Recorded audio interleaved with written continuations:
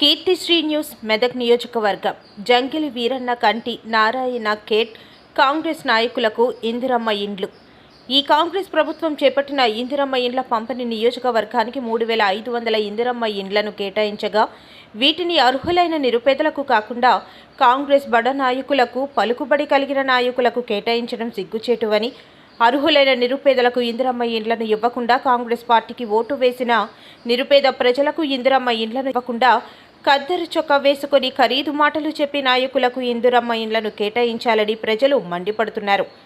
గతంలో కూడా ఇందిరమ్మ ఇల్లు ఇచ్చామని చెప్పి కాంగ్రెస్ లీడర్ ప్రజల పేరు పోయిన శాంక్షన్ చేయించుకుని లీడర్ల జీబులు నింపుకున్నారని, ఈసారి కూడా అలానే చేస్తారని ప్రజలు చెప్పుకుంటున్నారు. తక్షణమే ఈ ప్రభుత్వం, ఈ ఎంపీ మరియు ఎమ్మెల్యే గారు నారాయణ ఖేడ్ నియోజకవర్గంలోని అర్హులైన నిరుపేదలకు ఇందిరమ్మ ఇండ్లను అందించాలని, దీనిలో పక్షపాత ధోరణి వేయాలని, లేనిచో ప్రజలు తిరగబడతారని, ప్రజల తరఫున పోరాటం చేయడానికి బీఆర్ఎస్ పార్టీ కార్యాచరణ రూపొందిస్తుందని, ప్రజలకు మద్దతుగా ఏ ఉద్యమమైనా చేపడుతుందని తెలిపారు. నేను సురేష్ సింగ్ రామ్ సింగ్ తాండా నుంచి మాట్లాడుతున్నా. జిర్గితాండా గ్రామ పంచాయత్ కాంగ్రీ మండల్. అయితే ఇక్కడ రామ్ సింగ్ తాండాలో ఒక గోపాల్ అని ఉంటాడు. గోపాల్ భార్య పేరు కవితాబాయి. అయితే వాళ్ళకి 7 ఆడపిల్లలే. వాళ్ళకి పాపం ఈ కూలి నాలి చేసి అడ్డా మీద పని చేసి చాదీ చేస్తుండు. ఆయన ఇక్కడ తాండాలో చూస్తే మొత్తం రేకులు ఇల్లే, చుట్టుపక్కలంతా ఈ సైడ్ రేకులు, అన్ని సైడ్ పైన రేకులు, డోర్ కూడా రేకులే. అట్లాంటి దాంట్లో ఆయనకి రావాలి ఇందిరమ్మ ఇల్లు, కానీ ఎవరికో ఇస్తున్నాం, ఆడ ఇస్తున్నాం. మొత్తం కాంగ్రెస్ కార్యకర్తలకే ఇందిరమ్మ ఇల్లు ఇస్తారు. పాపం అయినా కూడా ఓటు ఆయనకి ఏం తెలుసు, కాంగ్రెస్కి వేసిండో మరి టీఆర్ఎస్కి వేసిండో, కానీ అట్లాంటి రావాలి. కానీ ఆ లిస్టులో చూస్తే వాళ్ళ పేరు లేదు. మంచి మంచి ఇల్లు ఎవరికైతే ఉన్నదో వాళ్ళదే ఇందిరమ్మ ఇల్లు వస్తుంది.